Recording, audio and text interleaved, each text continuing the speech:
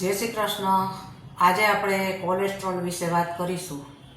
હૃદયને લોહી પહોંચાડવામાં મુશ્કેલી થઈ રહી હોય તો એક ખાસ પ્રકારની ઘરેલું ચટણી બનાવી અને એને ઉપયોગમાં લઈ શકાય છે, જે હૃદયની બ્લોક થયેલી નસોને ખોલવા માટે, કોલેસ્ટ્રોલ ઘટાડવામાં અને લોહીને પાતળું કરવામાં મદદરૂપ થાય છે, જેથી હૃદયને લોહીનું પમ્પિંગ કરવામાં સરળતા રહે।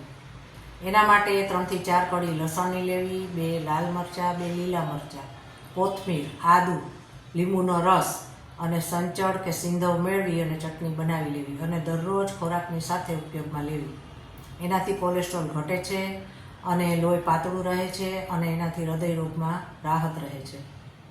એ જ રીતે હાર્ટ એટેક કે કેન્સરને શરીરથી દૂર રાખવા માટે 1 ચમચી હળદર, 1 ચમચી આદુનો રસ, 1 ચમચી લીંબુનો રસ, 1 ચમચી આમળાનો રસ અને 1 ચમચી મધ એ દરરોજ સવારે ખાલી પેટે પાણી સાથે કાયમને માટે લેવાથી આ બંને રોગને શરીરથી દૂર રાખી શકાય છે।